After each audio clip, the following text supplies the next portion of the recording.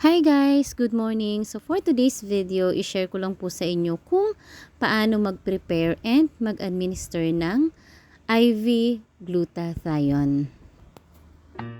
Alright, gentlemen, I want you to repeat after me, just how I do it. Ready?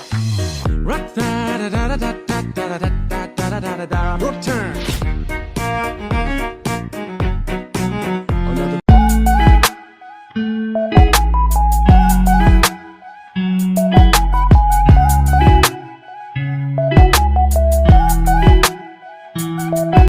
So let's begin! Una, i-prepare natin yung lahat ng gagamitin natin para sa IV glutathione administration. So ito po yung gagamitin natin. Complete set na po yan kapag bumili kayo. So aayusin na lang itong mga to. So pakita ko lang po sa inyo, sa isang box, meron na tayong 10 sets. So ibig sabihin, 10 sessions yan. Depende na lang kung gaano ka-aggressive yung gustong treatment nung magpapa-IV. So, pwedeng once a week or minsan may iba na ang gusto nila 2 beses sa isang linggo. So, depende po yan sa inyo.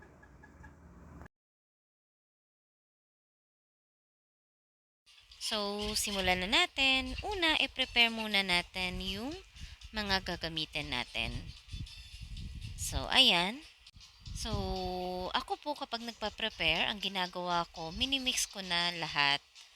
So, make sure to practice aseptic technique kapag nagpa-prepare kayo. Since na-ready ko na lahat ng gagamitin natin, mag-prepare na tayo for IV administration. So, linisan lang natin yung part na lalagyan natin ang butterfly or ipubook natin for IV administration. So, una po, nilagyan ko ng sterile water yung line natin to make sure na walang air na papasok sa vein ng patient natin. So, ayan. So, let's start.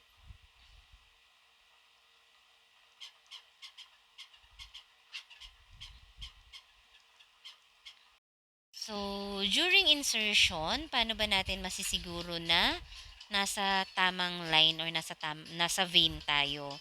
So, kung mapapansin nyo po, kapag nakapag-insert na tayo sa vein, magkakaroon siya ng backflow, yung blood.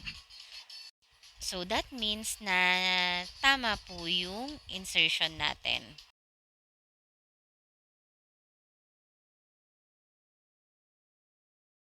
So, bago natin i-push yung gamot, remove muna natin yung tourniquet.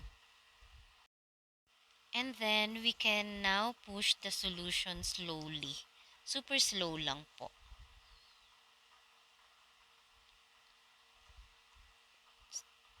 So guys, reminder lang before taking any glutathione administration, make sure to consult your doctor first. So, while doing this, sana po huwag niyong kakalimutang mag-like, share, subscribe, and click the notification bell for more videos pa na gagawin natin.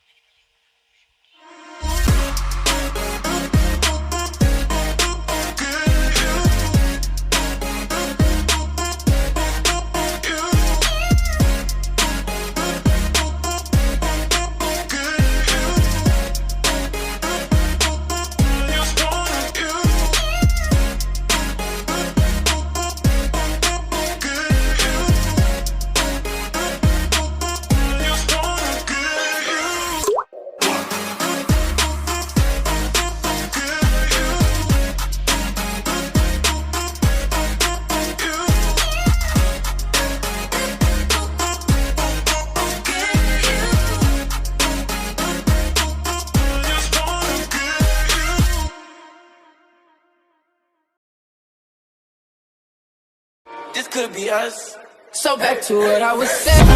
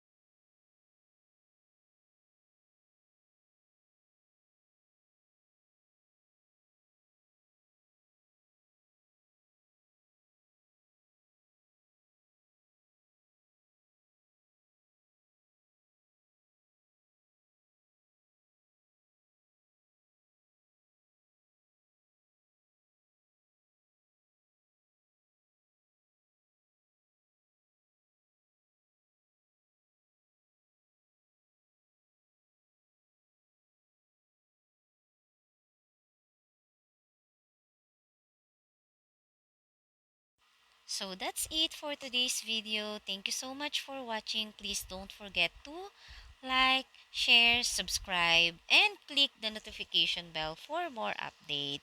Thank you. Have a great day, everyone. Bye.